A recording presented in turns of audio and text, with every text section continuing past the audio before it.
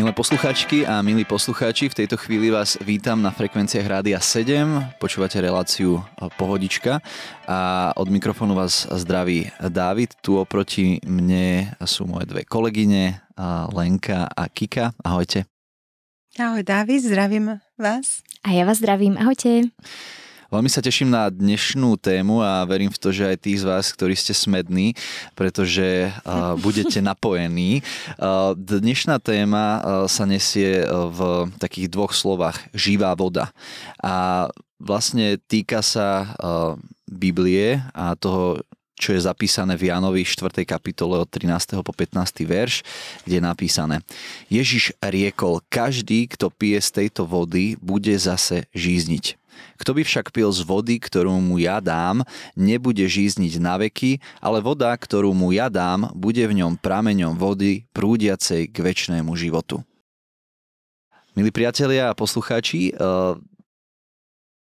je tu písané o živej vode a my ako kresťania vieme, že živá voda v tomto prípade je Duch Svätý prebývajúci vo veriacich. A ja si uvedomujem, aj keď som si čítal tento text, že takou najhlbšou túžbou každého jedného človeka je, aby poznal Boha, a len tak môže byť táto túžba po tej vode živej naplnená. A potom ešte jednu vec, keď som si akože pripravoval to, čo budeme sa dnes rozprávať, tak bola tam aj taká odvolávka na Izaiáša 12. kapitolu a tam sa píše: s radosťou budete čerpať vodu s prameňou spásy. A vlastne to, čo Ježiš prišiel spraviť na túto zem, naplniť aj starú zmluvu, to, čo bolo predpovedané, a zomrieť za nás a dať nám tú vodu živú. Čo vás možno napadlo, Lenka, Kika, keď ste si pripravovali veci a čítali ste si aj toto Božie slovo? Tak ďakujem, Leni, aj tebe, David, za slovo. Mne ako prvé napadla taká situácia, kedy sme mali v podstate našu komunitu alebo skupinku, alebo akokoľvek to nazvete, a mali sme vlastne zámerne toto stretnutie aj pre ľudí, ktorí nie sú veriaci, že sme pozývali teda aj ľudí, ktorí obyčajne s kresťanmi nemajú niekoho doma večeru. A vlastne prišiel jeden už teraz náš kamoš známy a vlastne on tak o sebe aj hovoril, že v podstate, že on aj verí, ale akoby podľa toho, ako sa vyjadroval o tom, ako žije a tak ďalej, tak ti bolo jasné, že ako keby nevieš, či úplne spoznal tú živú vodu, pretože sa stále aj napája z niečoho iného, hej, že chodí si aj po iné poháriky a jednoducho inde si berie nejakú inú vodu. A vlastne my sme pozerali vtedy jeden krátky diel, 20-minútový z jedného seriálu, ktorý ale nebol kresťanský, ale dalo sa o ňom veľmi dobre diskutovať, pretože tam vlastne sa rozoberalo hneď v prvom dieli s takou nadsádzkou, že ako to asi bude vyzerať po smrti, že čo sa asi vtedy deje. No a v podstate celé to bolo o tom, ten seriál potom má nejaké pokračovanie, ja som to nevidela, ale v podstate ten jeden diel bol o tom, že iba také predstavenie, že ty vlastne keď zomrieš, tak sa zrátajú tvoje akože dobré skutky a zlé skutky, nejak sa to tak vyváži a podľa toho ťa dajú buď na zlé miesto alebo dobré miesto, hej. No a potom sme sa o tomto viacej bavili, že či súhlasíme s takýmto princípom, či si myslíme, že by to bolo reálne, či keby, že my o tom rozhodujeme, tak toto nastavíme, že podľa skutkov, a jednoducho super diskusia. A veľmi sa mi páčilo, že ako sme sa o tom mohli tak hlbšie rozprávať, že prečo si nemyslíme, že je to o skutkoch, prečo si nemyslíme, že je múdre sa aj nad tým vôbec takto zamýšľať, čo hovorí na to Božie slovo. Tak ten chalan, ktorý tam sedel, vlastne na úplnom začiatku tej diskusie tvrdil, poviem, že A na konci tvrdil B, hej, že akoby, že sme úplne mohli vidieť to, ako išli jeho myšlienky, že aha, že vlastne to, čomu som doteraz veril, že možno záleží na mojich možno dobrých a zlých veciach, čo robím, takže vlastne to nedáva úplný zmysel a asi by som sa mal možno nejak preorientovať na niečo iné. Ja som v tom úplne videla to, že ešte teda nevidím, že by tento človek bol znovu zrodený a tak ďalej, ale vidím na ňom minimálne tú zmenu, že možno je niekde v tom rozhovore, to to, čo sme si dnes čítali, tak to je vlastne Ježiš a Samaritánka, že sa stretli pri studni, kde Samaritánka si išla načeriť vodu a Pán Ježiš zrazu hovorí o nejakej živej vode, hej, o sebe samom. A že som si predstavila, že tento človek je možno práve tam, že možno je práve pri tej pomyselnej studni, kde sa stretáva Ježiš s jeho názormi, ale hovorí mu tie svoje. A to mi pripadalo ako veľmi pekný moment, že do tohto aj nás Pán Ježiš volá, že vstupovať do týchto momentov. Keď sme to my zažili, že Ježiš nás stretol, tak to chceme povedať potom aj ďalším. Hej, veľmi krásny príbeh. Mne tiež napadlo, že v podstate, ako ty si, David, hovoril, že je to naozaj Duch Svätý, že je to o Duchu Svetom, ktorý je v nás a úplne taká prvá vec, že je to niečo z neba. Je to nebeský artikel, ak to takto môžem povedať. To znamená niečo nadprirodzené, čo nevieme niekedy vysvetliť, lebo nebeské veci nie všetky dokážeme svojim rozumom vysvetliť. Ako to je, že možno preto aj taký zaujímavý názov tejto témy, že živá voda. Už to ma tak zaujalo, keď som o tom premýšľala, ako si to Kika dala, že poďme o tomto hovoriť. Takže to, čo je tam také zaujímavé, že je tam prirovnanie k tej vode. Čiže ja keď som o tom premýšľala, tak mi to tak napadlo, že naozaj je to Duch Boží, ktorý prúdi vo mne, že nie je to niečo také statické, že mám to, ale že má to nejaký pohyb, že prináša to život a dokonca ma to smeruje niekde, ak sa mu nechám niesť, alebo ak sa nechám týmto prúdom niesť. A to sme aj čítali, že tam je napísané, že vyviera do večného života. Alebo presne ako ty si čítal z toho Izaiáša, že čerpajte s prámeňou spasenia, že je to niečo, čo dáva Boh, že je to niečo nadzemské, niečo úžasné. Takže pre mňa napríklad táto téma je, že mám aj takú bázeň, že rozprávať o niečom, čo je tak vzácne, čo nám dal nebeský Otec a nevieme to ani písať, vieme, že keď sme ho zažili, že keď je v nás, že svedčí o tom naše vnútro, že naše srdce o tom svedčí a takisto aj všetci ľudia, ktorí prežili ten kontakt s tou živou vodou, s Duchom Božím, tak toto je niečo, čo ma vždycky tak nadchne, keď mám hovoriť o Duchu Božom, o tom, že čo prináša do môjho života a nie len to, že budem mať ten večný život, ale že už tu vlastne ja vnímam, že tá živá voda prináša do môjho života napríklad radosť alebo pokoj, že ten jeho prúd Ducha Svätého, že uvoľňuje niečo v mojom živote. Keď ja sa mu podávam, tak zažívam presne to, čo on obsahuje, to, čo on v sebe má. No. A to je také vzácne, byť jedno s Duchom Svätým. A to je také fakt až tajomstvo, že nevieš to vyrobiť, že nie je to o nejakých skutkoch alebo výkonoch, ale že to je milosť, že to je dar, že je to úžasné, že môžeme do týchto vecí vstúpiť vierou. Takže toto. Absolútne súhlasím. To, čo je pre mňa ešte takým povzbudením aj na samotnom Ježišovi v tomto príbehu je, že on ako Žid by vlastne na tomto mieste vôbec ani byť nemal, pretože Židia mali odpor voči Samaritánom a so ženami sa vôbec nerozprávali a Ježiš tam tak sadne na studňu a prihovorí sa vlastne tejto žene, ale to, čo podľa mňa môžeme ešte si z toho zobrať, je absolútne taká aktuálna vec, že tá žena Samaritánka, Ježiš jej tam potom začal vlastne hovoriť veci, o ktorých vôbec on nemal odkiaľ vedieť, o tom, že akých mala manželov a že toho, ktorého má teraz, nie je ani jej manželom a že vlastne poukázal na to, že tá žena Samaritánka vlastne chodievala si po tú vodu na rôzne iné miesta, hej, že hľadala ako keby to naplnenie vo vzťahoch a možno aj v mnohých iných veciach a aj možno aj my, konkrétne aj vy, posluchači Rádia 7, ktorí v tejto chvíli možno počúvate, hľadáte na iných miestach ako pri Ježišovi, pri jeho nohách, v Biblii, možno v nejakej ezoterike, možno v iných náboženstvách, možno v iných vzťahoch, možno v nejakej práci alebo rodine. Avšak tak, ako sme to aj na začiatku povedali, že my sme stvorení na Boží obraz a je v nás Boží otlačok a my nevieme nájsť tú vodu živú inde. Je to len ako keď pijeme normálnu tú klasickú vodu, bez ktorej by sme nemohli žiť, ale na ďalší deň budeme zasa smední. A presne takto je to aj s tými ďalšími chuťkami. Ale táto voda je niečo, po čom už nebudeme smední, že čo nás dokonale napojí. To úplne zažívam aj pri takých tých ostatných veciach, ktoré dobre viem, že sú také, že chvíľkové potešenia, ale viem, že to by ma nenaplnilo. Napríklad ja si to vždy tak ilustrujem na takom voľnom dni, hej, že keď mám konečne nejaký voľný deň, takže akože prežijem.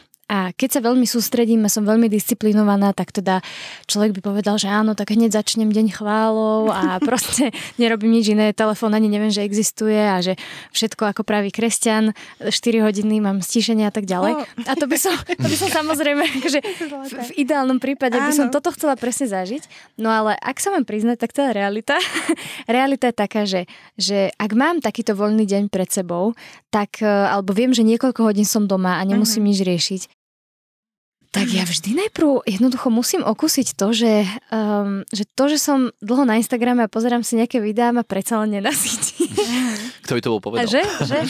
To, že ja neviem, sa zamýšľam nad nejakými vecami, ktoré nie sú až tak veľmi dôležité, tak to tiež ma po chvíľke prestane baviť. Môžem si hocičo čítať, pozerať, neviem, hociak sa zabaviť, upratovať, neviem, to nie je asi úplná zábava, možno pre niekoho, neviem.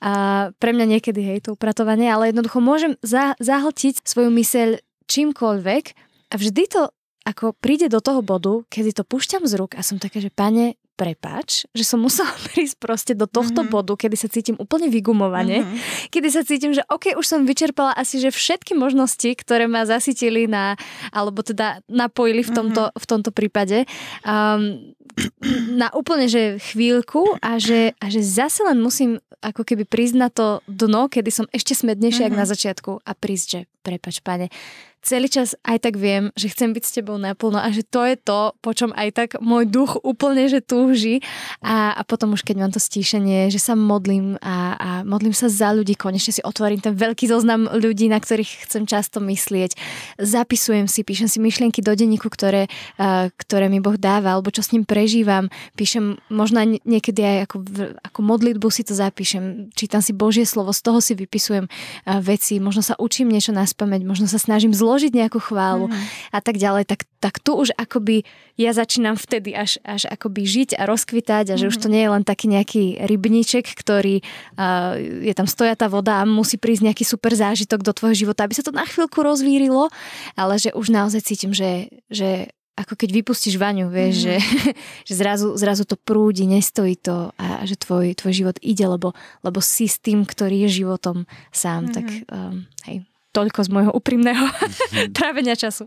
Ale úžasne, aj pravdivo si to povedala, lebo myslím si, že sa nájdeme v tom, takmer asi všetci, že niekedy... Ďakujem, že ma v tom nenechávať.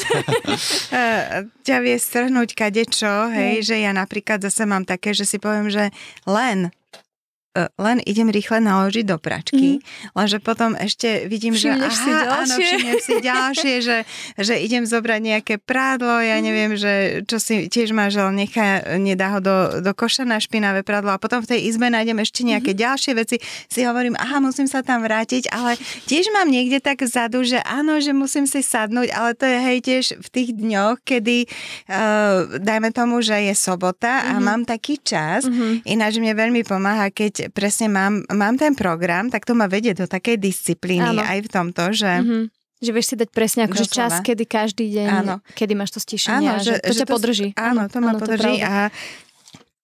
Ale keď vidím, že nie je to až také obmedzené a nie som až taká nadeterminovaná, tak vlastne si niekedy tak uprednostním niektoré iné veci a mám tú istú skúsenosť, čo ty, že si hovorím, že no tak toto bolo také premárnené, že prečo som takto začala a potom ešte niekto zazvoní a už je koniec. Áno, je koniec. Hej, a ja som si hovorila, že prečo vlastne tá práčka, to som mohla dať aj po obede práť, aj, že to naozaj nebolo práve teraz o tom.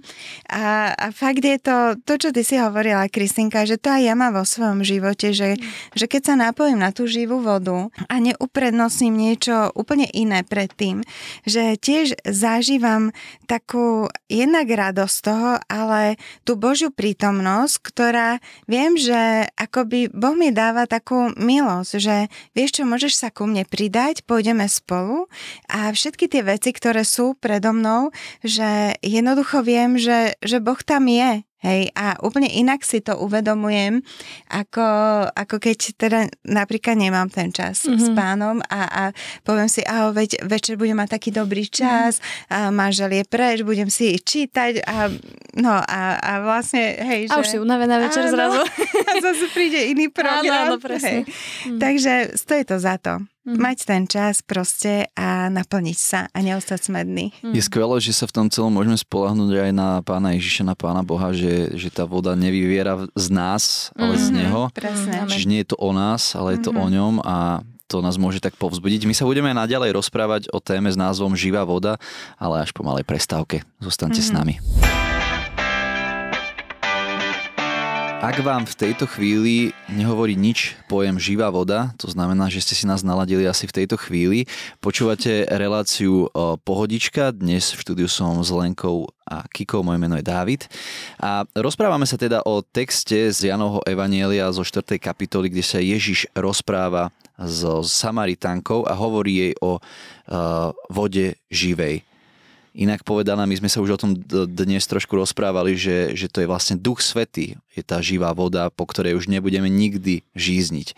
A to, čo je zaujímavé na tomto príbehu, tak to je to, že Ježiš berie doslovne tie obrazy, že hovorí o fyzických veciach, hovorí o vode a snaží sa takýmto spôsobom priblížiť tej žene Samaritánke, tým aktuálnym, čo vlastne čím žije, že chodí po tú vodu a že tá voda je niečo, čo potrebuje, lebo preto tam chodí, aby proste nezostali smední, ale na týchto konkrétnych veciach a možno v iných príbehoch to Ježiš hovorí, ja neviem, na chlebe, na jeho tele, na svetle, tak ilustruje neviditeľné skutočnosti, a ktoré sú o mnoho dôležitejšie pre náš život. Poďme sa aj naďalej rozprávať o tejto téme a ja sa už veľmi teším na to, čo máte aj vy pripravené. Ja keď myslím na túto Samaritánku a na to, ako Pán Ježiš o nej všetko vie a jednoducho vidí aj, že ona hľadá a že si to priznáva, že to je asi prvý krok, ktorý my ako človek, ako ľudia potrebujeme urobiť, je, že si priznať, že hľadáme niečo viac. Že možno si aj teraz povieme, že a čo tu na rádiu sedem o akej živej vode, prečo práve Ježiš, že ja som to všetko moje našiel, ja neviem, vo svojej rodine alebo vo svojej kariére, alebo tak, hej. Ale počula som aj takú zaujímavú myšlienku, že no, tak potom sa skús spýtať, že kebyže o to všetko prídeš, tak akože čo si vezmeš život teraz, alebo že nebudeš chcieť už žiť, alebo že ako vážne to myslíš, že v tom máš všetko, v tom, ja neviem, v kariére, v rodine, neviem v čom všetkom. A že keď ten človek potom odpovie, že no nie, tak chcel by som žiť ďalej a tak hľadal by som ďalej, tak to je akoby tá kontrolka, že vidíš, že tvoj život asi predsa len bude ešte presahovať to, čo si doteraz našiel. A to vlastne aj Ježiš hovorí, že to všetko, čo si hľadala, tak ja mám pre teba ešte viac. On tam vlastne riešil jej vzťahy s rôznymi mužmi, že hľadala možno takú tú romantickú lásku, ale vlastne, že Ježiš nám ponúka ešte viac. A naozaj zo svojho života musím svedčiť, že kdekoľvek, v akejkoľvek situácii, v akomkoľvek období života som sa nachádzala, tak to, čo zažívam je, že Ježiš mi nehovorí, že daj sa do poriadku a poď ku mne nájsť to, čo potrebuješ, ale že on prichádza tam, kde si. A nachádza ťa v tom stave, v ktorom si. A jediné, čo tebe zostáva, je len si to priznať, že áno, som v tomto stave, hľadám, ale nenachádzam a ak si ty to, čo hľadám, tak ťa chcem. A musím svedčiť o tom, že naozaj, že Ježiš je aj tá blízkosť, možno to očistenie, všetko, čo potrebuješ, všetko, čo hľadáš, zmysel života, že tak to nachádzam v ňom.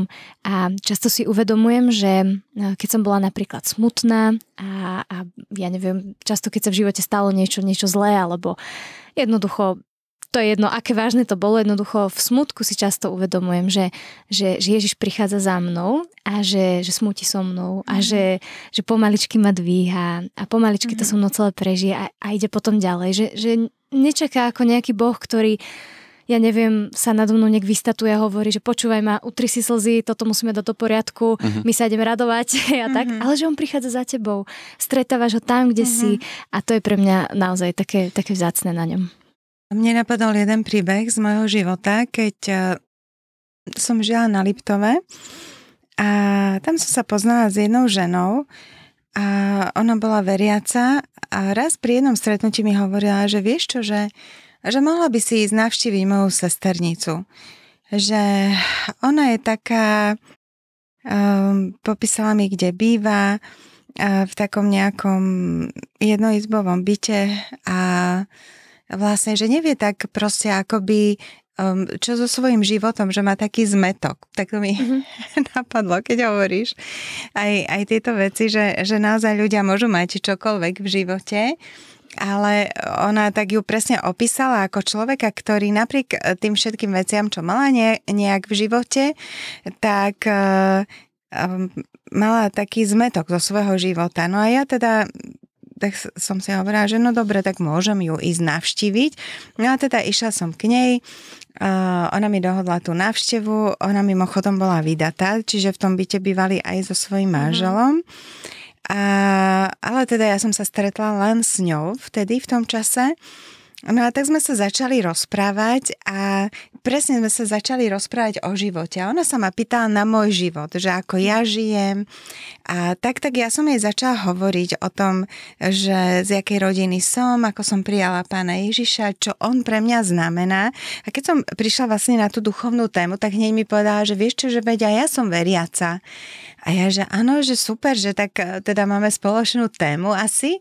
A no ona hovorí, že vieš čo, že práve teraz som zažila takú situáciu, že pred nejakým časom, že proste išla som na púť do Levoče a že vieš, proste my sme sa veľmi dlho snažili o bábätko s mojím manželom a tak mi niekto poradil, že mám tam ísť a po klačiačky mám výjsť hore po takom kopci a vlastne, že to mi zabezpečí to, aby sme mali to dieťa. No a že tak mi hovorí, vieš čo, a ja som teda tam išla, ale že bolo to hrozné, že išla som na tú púť, klačala som a išla som po kľačiačky teda hore na ten kopec. Ja ako keby predtým som v živote nevidela teda tú Levoču, lebo necestovala som až tak veľa na východ, ale potom keď som zistila, že kde to je, tak to je celkom veľký kopec, tam na tej Levoči. A ona hovorí, že vieš, a som taká proste sklamaná, lebo vlastne som stratila to dieťa. A to bolo vlastne také, že ona vlastne krátko predtým otehotnela, ona ani nevedela, že čakajú bábätko, ale teda niekto jej odporúčil, že toto je taká istota, že na istotu.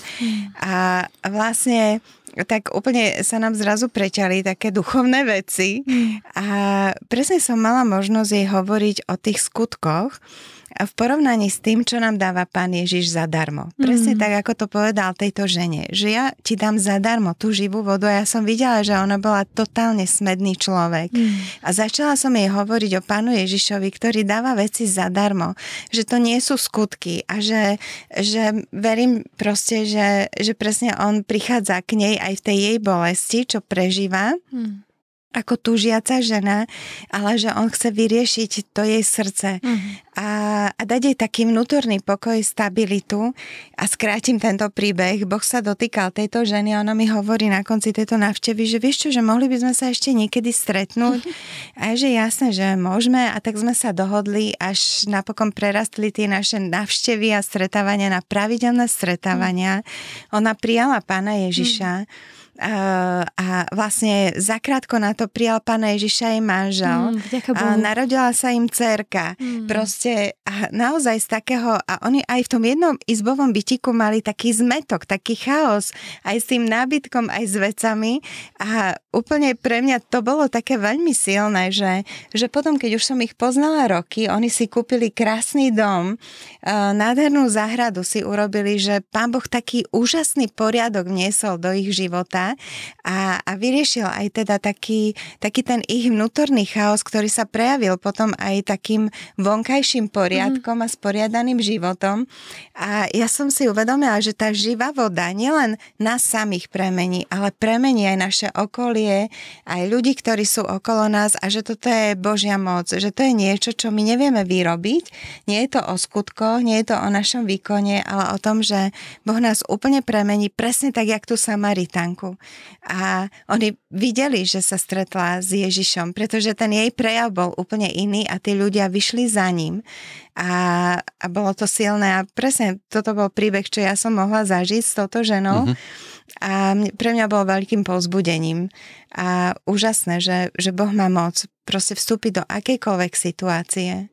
To, čo je na tom veľmi pekné, Lenka, čo sa spája aj s tým biblickým príbehom, tak to je to, že aj keď vyšli z tej dediny, tak aj oni uverili.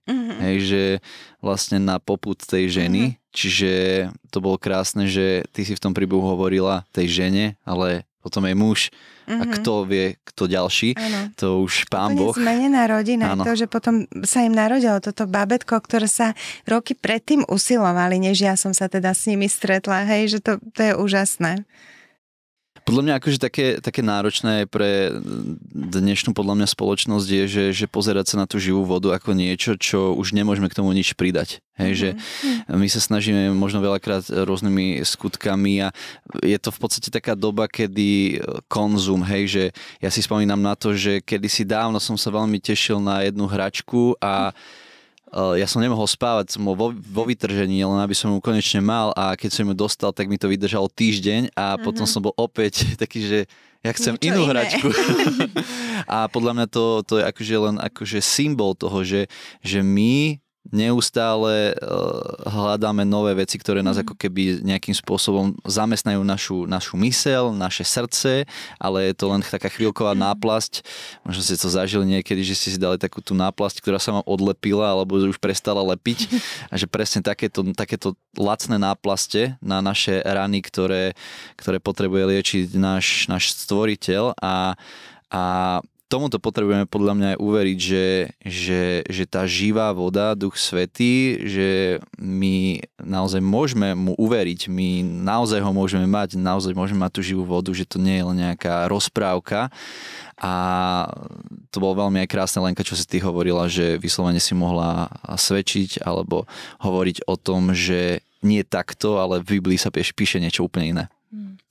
Ja keď sa aj pozerám aj na tento príbeh, čo si ty, Leni, hovorila, aj toto, čo si ty spomínal, Dávid, tak v podstate sa mi tam spája ten smet, že to je aj v podstate dnešná téma, že živá voda je akože už odpoveď, ale že my si potrebujeme položiť tú otázku, že či vnímame ten smet, ktorý máme. Že či vieme povedať a vieme priznať, že to, čo hľadáme v živote, buď už nachádzame v Ježišovi, alebo to ešte nenachádzame, ale že sa to snažíme nachádzať. A možno sa nachádzate, milí poslucháči, v nejakom období života, kedy ste si istí, že máte všetko, čo potrebujete a že nepotrebujete Ježiša, ale skôr či neskôr aj zo skúseností, aj z rozhovorov s ľuďmi, aj zo svojho vlastného života viem povedať, že naozaj pokiaľ len Ježiš je živá voda, tak nič iné nevydrží. A toto je pre mňa taký dôležitý krok, že priznať si, že som smedný a to sa mi páčilo na tom príbehu Leni, čo si hovorila, že v podstate tá žena aj napriek tomu, že možno hľadala zvláštnymi cestami, až mi je to ľúto, čo musela zažiť, že akože naozaj sa že zodrieť doslova, hej. A veľmi mi je ľúto, že takto sa niekedy ako riešia veci a ešte človek dúfa, že akože to znamená, že som veriaci a tak, že naozaj mi je to až ťažké počúvať. Ale kvázi, že bola tam nejaká túžba, že niečo robila, túžila a proste tá túžba bola veľká a mrzí ma, že sa aj medzi tým muselo stať to, že prišli o bábätko, že nechcem to v žiadnom prípade spájať, že to bola nejak vina toho, čo urobila, alebo čo to vôbec, ale že videla som ten smet tam, čo si opisovala a že ty sa s ňou stretla, možno aj, že mala dobrú kamošku, ktorá ťa s ňou skontaktovala, tak to bolo, že cez kamošku ste sa.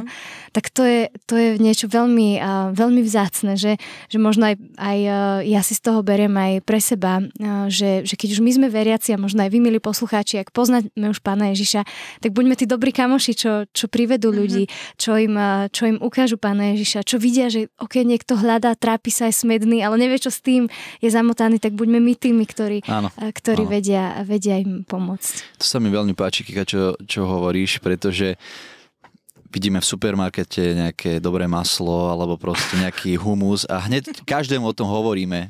Vám sa to nedeje? Pravda. Že nejakú dobrú surov. Minule sme v Rádiu 7 mali nejaké špeciálne buchty z čučoriedok, také rúžové farebné. Hneď na druhý deň alebo na ďalší týždeň si tu už kolegovia kúpili niečo podobné. O to viac hovoríme o tej živej vode, ktorá môže nás naplniť navždy a môže zmeniť naše životy. Nie je to niečo abstraktné, nejaká voda, ale Duch Svätý, Pán Boh, osoba, s ktorou môžeme mať vzťah, veľmi povzbudivé. A presne ako som aj spomínala tento príbeh, ona sa volala Monika, tak fakt tam bolo vidieť ten jej smäd, pretože keď ja som jej začala hovoriť o Pánu Ježišovi, tak ona sa ma pýtala konkrétne, že a čo mám urobiť, že ako sa mám teda modliť, ako si mám čítať Božie slovo, že to boli úplne také... Najlepšie otázky, z ktorých sa vždy potešíme, keď sa nás niekto presne spýta. Tie stretnutia, ktoré ja som videla, že ona je smedná, hej? Že presne jej príbeh mi napadol k tejto téme presne kvôli tomu, že živá voda, že to bol smedný človek a že ona sa učila všetko, ona sa naučila modliť sa, ona, že vieš čo, môže sa stretnúť so mnou, už ja som bola taká, že jeda, že zase sa stretnúť, ale potom sa stala samostatná, ona potom začala privádzať ďalších ľudí k Bohu, že to bolo veľmi silné, pretože ten jej zážitok s Pánom Ježišom, to jej svedectvo bolo tak mocné, že jednoducho nechcela s tým ostať sama pre seba. Presne ako v tom príbehu, čo sme si dnes čítali, to je super. Myslím si, že sa to krásne prepojilo a že dnes to bolo o tej transformujúcej sile Pána Ježiša Krista a to, čo nám Pán Boh ponúka, to, že v každom z nás je taká tá túžba potom po naplnení tou živou vodou Duchom Svätým. A teda my už budeme o chvíľku končiť a podľa mňa to zaujímavé, čo tu dnes aj zaznelo. Z toho všetkého vyberám jednu tú vec, že keď sme smední, niečo s tým spravme. Vyhľadajte nejakého veriaceho človeka, ktorému dôverujete, ak nie ste veriaci, ak ste nemáte vzťah s Pánom Bohom, nechajte to len tak, niečo s tým spravte, urobte niečo s tým smedom, povzbudzujeme vás v tejto chvíli do toho a ja vám aj kolegyne ďakujem za to, že sme sa dnes mohli rozprávať. Tak prajem vám požehnaný deň. A ja vám prajem požehnaný deň a ďakujeme, že ste boli s nami. Lúči sa s vami Lenka, Kika a Dávid. Dnes to bolo výživné a túto reláciu po odvysielaní nájdete aj v našom archíve na www.radio7.sk. Do počutia.